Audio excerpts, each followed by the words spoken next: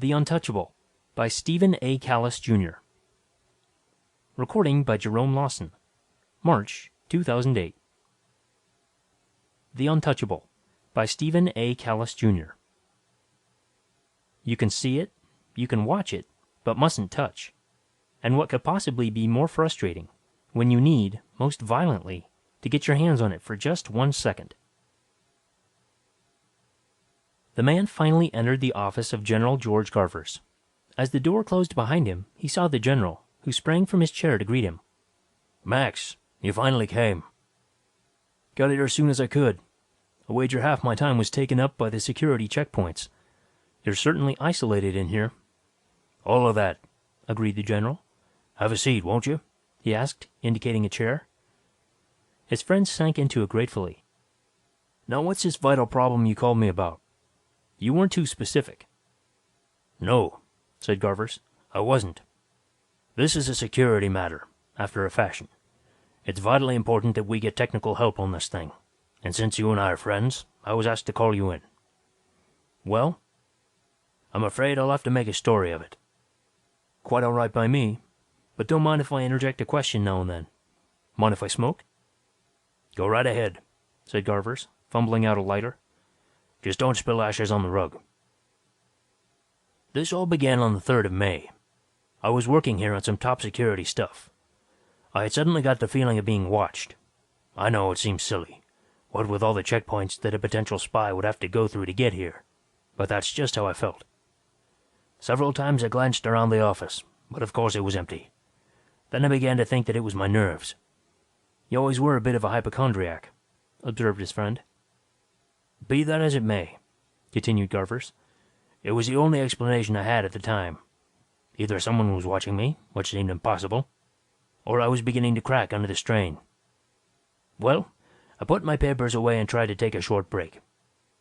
I was reaching into my drawer where I keep magazines when, so help me, a man stepped out of the wall into my office." "What? It seems as if you just said a guy stepped out of the wall." "That's just what I did say. It sounds crazy, but let me finish, will you? I'm not kidding, and I'll show you proof later if necessary. Anyway, this bird stepped straight out of the wall as if it had been a waterfall or something, but the wall itself was undamaged. The only proof I had that he had actually done it was the fact that he was in my office, but that was proof enough. To put it mildly, I was thunderstruck. After jumping to my feet, I could only stand there like an idiot. I was so shaken that I couldn't speak a word, but he spoke first. "General Garvers?" he asked, just as if he had run into me at a cocktail party or on the street. I told him he was correct, and asked him who he was and what he wanted, and how he got into my office.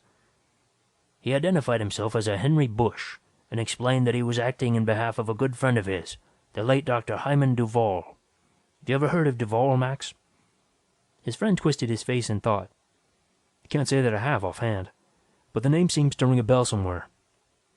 "Well, anyway, he said that Duvall had perfected an invention of great national importance shortly before his death, and asked Bush to deliver it to the government if anything should happen to him. Then Duvall died suddenly of a heart attack." "And what was this invention?" "Isn't it obvious? A machine that would enable a man to walk through walls, and Bush has no idea how the thing works, other than the general explanation that Duvall gave him. And Bush was poles apart from Duvall. They were friends from college, but not because of professional interests. It seems they were both double-crossed by the same girl. Duvall was a brilliant but obscure nuclear and radiation physicist. He was one of those once-in-a-lifetime fellows like Tesla. He was so shy that he didn't bring himself to anybody's attention, save for a few papers he published in the smaller physical societies magazines. It was only because he had inherited a considerable amount of money that he could do any research whatsoever." I seem to remember a paper about wave propagation in one of the quarterlies. Quite unorthodox, as I recall," said Max. "Could be. But anyway, about Bush. Bush majored in psychology at college, but took special courses after he graduated and took a master's in English. He's written 2 novels and 3 collections of poems under various pen names. At the time of Duvall's death, he was working on the libretto of an opera. He has no technical training, unless you want to count a year of high school general science, so it wasn't too much help in explaining how Duvall's instrument works. And just to make matters more juicy, Duvall kept no notes. He had total recall, and a childlike fear of putting anything into writing that had not been experimentally verified. And this machine, how's it supposed to work? Garvers got up and began to pace. According to Bush, Duvall devised the instrument after stumbling into an entirely new branch of physics. This device of Duvall's is a special case of a new theory of matter and energy. Matter is made up of subnuclear particles, electrons, protons, and the like. However, Duvall said that these particles are in turn made up of much smaller particles grouped together in aggregate clouds. The size ratio of these particles to protons is something like the ratio of an individual proton to a large star. They seem to be composed of tiny clots of energy from a fantastically complex energy system, in which electromagnetism is but a small part. Each energy segment is represented by a different facet of each particle, and the arrangement of the individual particles to each other determines what superparticle they'll form, such as an electron. Duvall called these subparticles LEMs. Bush says that he was told that a field of a special nature could be generated so as to make the individual LEMs of the particle of matter rotate in a special way that would introduce a polarization field, as Duvall called it. This field seems to be connected somehow with gravity, but Bush doesn't know how. The upshot is that matter in the initial presence of the field is affected so that it's able to pass through ordinary matter. Hold on, interrupted Max. If a device can do that, then the user would immediately fall toward the center of the Earth. Just you hold on. You didn't let me finish.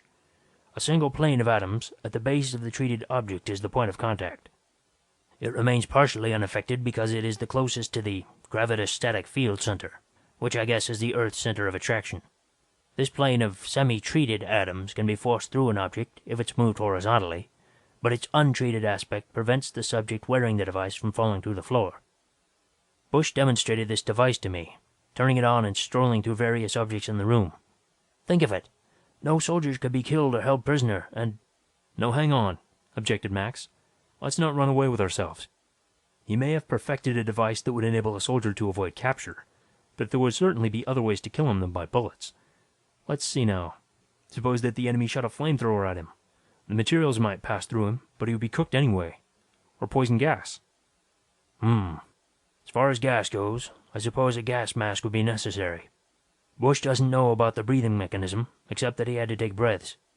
But as far as fire or radiation goes, the man's protected. If the radiation is either harmful by nature or by amount, the field merely reflects it.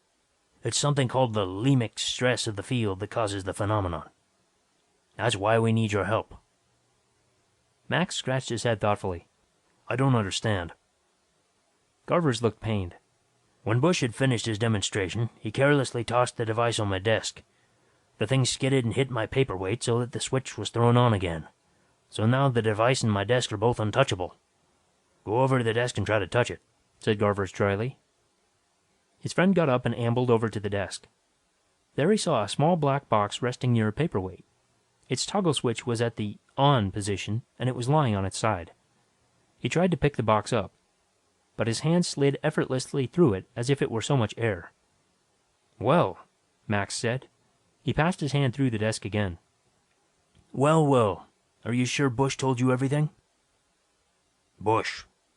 He honestly wants to help, and we have taken him through the mill.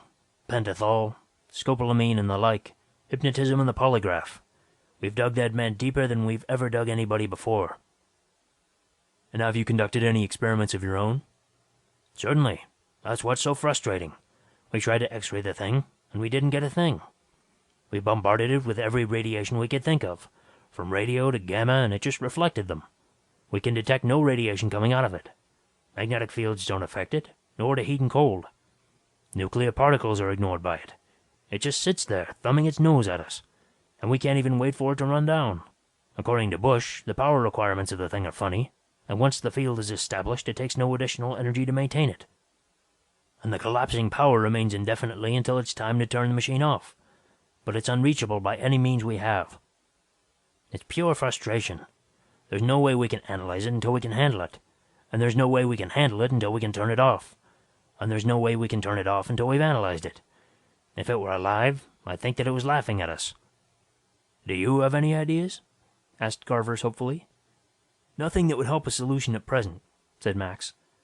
But do you remember the legend of King Tantalus? Slightly. What about it? Well, if he were here, said Max thoughtfully, he'd sympathize. End of The Untouchable by Stephen A. Kallis, Jr. Recording by Jerome Lawson. March 2008.